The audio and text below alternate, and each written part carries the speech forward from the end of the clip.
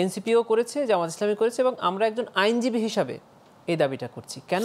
সেটা হলো সংবিধানের 7 ক আর্টিকেল এখনও বিদ্যমান। এই বিষয়টা আমাদের সাধারণ মানুষের জানা থাকার কথা না।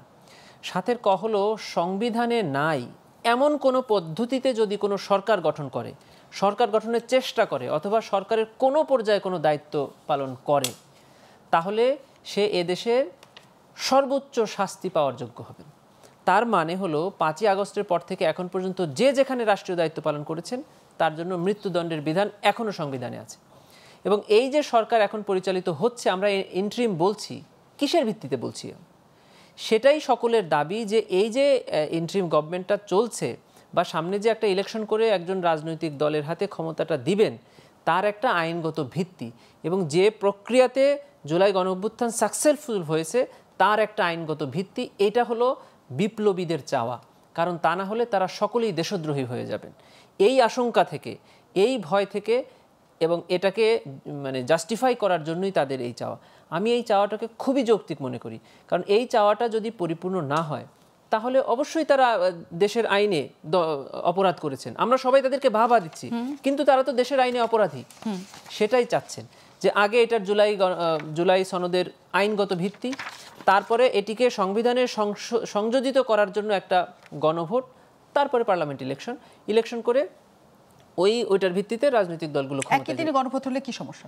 একই দিনে গণভোট হলে তারা বলতে চাচ্ছেন যে এটি তখন আর এটিকে এক্সিকিউট হলো না, তাহলে ওই দিনে যারা ভোটে জিতে গিয়ে ক্ষমতায় বসলেন তাদের উপরে দায়িত্বটা চলে যায়। তারা ওইটাকে ইনক্লুড করতেও পারেন, ইনক্লুড নাও করতে পারেন, তারা বলতে পারেন যে আমরা আমাদের মতো সাজাবো।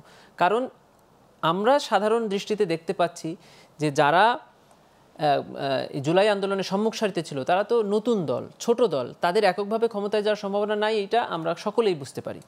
যারা ক্ষমতায় যাওয়ার জন্য প্রস্তুত বা যারা যাওয়ার যোগ্য বড় দলগুলো, তারা তো জুলাইয়ে অবশ্যই তাদের অবদান আছে, কিন্তু সম্মুখ সারিতে ছিলেন না।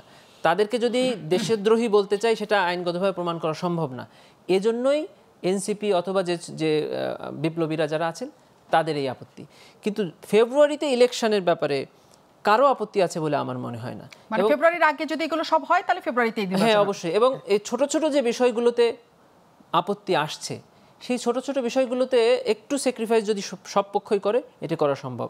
তবে অবশ্যই এই জুলাই সনদের আইনগত ভিত্তি দিতে হবে। কিন্তু একটা জিনিস যদি ছোট করে জানতে চাই এমএস তামিম, সেটা হচ্ছে এই দেশে যতগুলি সংবিধানের সংশোধনী হয়েছে এবং যা যা কিছু হয়েছে, জুলাই সনদের আমরা যতটুকু জানি যে সংসদের উপরে আর কিছু থাকবে না, এবং জুলাই সনদের কিছু যদি পরিবর্তন করতে হয় আমাদের আদালতের আশ্রয় নিতে হবে, আমি যদি ভুল না করি, ঠিক আছে কিনা?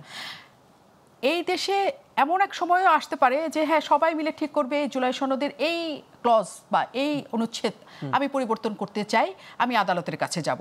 এই দেশের আদালত বা আইন সবসময় বিচার বিভাগ থেকে, প্রশাসন থেকে আলাদা হয়েছে সবাই বলে, কিন্তু সেটা কাগজে কলমেও অনেকখানি আছে যে রাষ্ট্র বা ক্ষমতায় যারা থাকেন তারা তাদের মতো করে আইন চালানোর চেষ্টা করেন।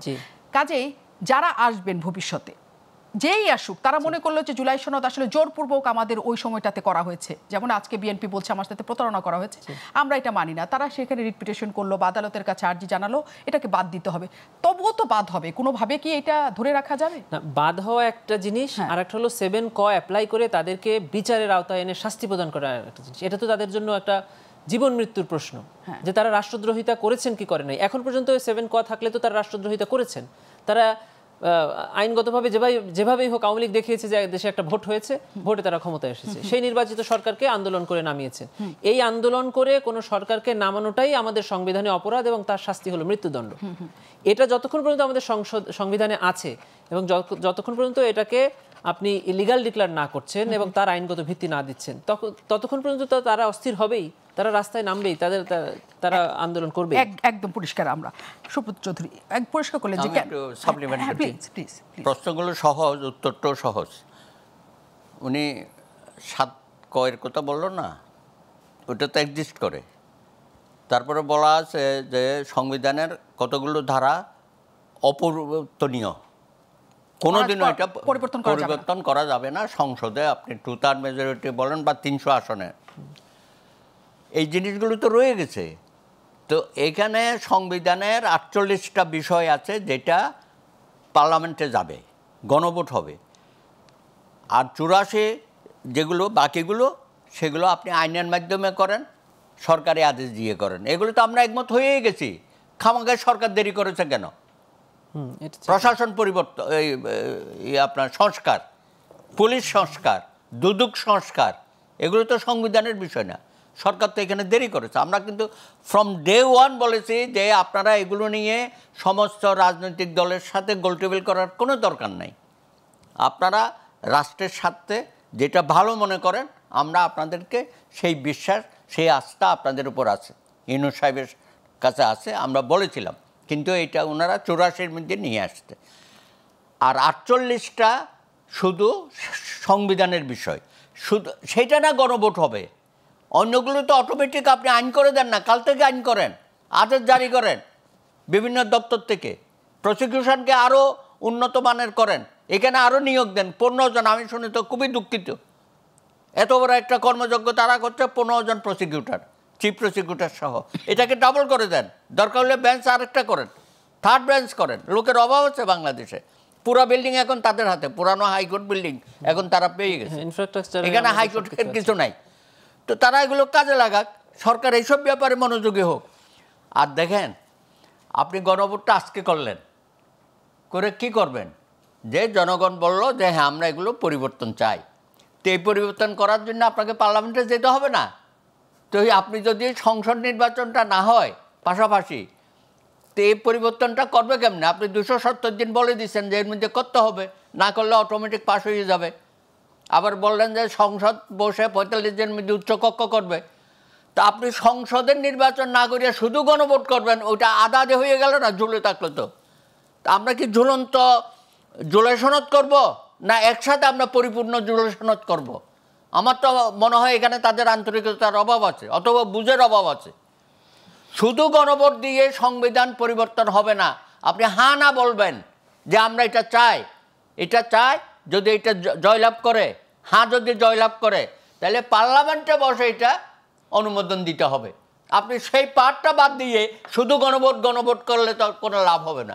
সুতরাং এই ধরনের কথাবার্তা বলে জাতিকে বিভ্রান্ত করবেন না দয়া করে। এনসিপি এবং জামাতে ইসলামের সাথে যারা 8 দল কাল থেকে মাঠে নামবে বলতেছে, দয়া করে জাতিকে আরেকটা মহা বিপদের মধ্যে আপনারা ঠেলে দেবেন না।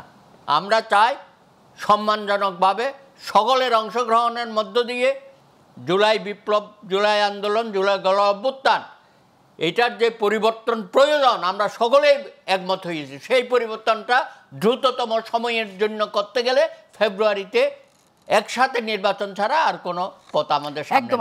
আপনারাও আপনাদের ভাষ্যের মধ্যে মানে একেবারেই স্পষ্ট, কিন্তু দুই জায়গায় এরকম স্পষ্ট থাকলে মাঝে আসলে কি হতে যাচ্ছে?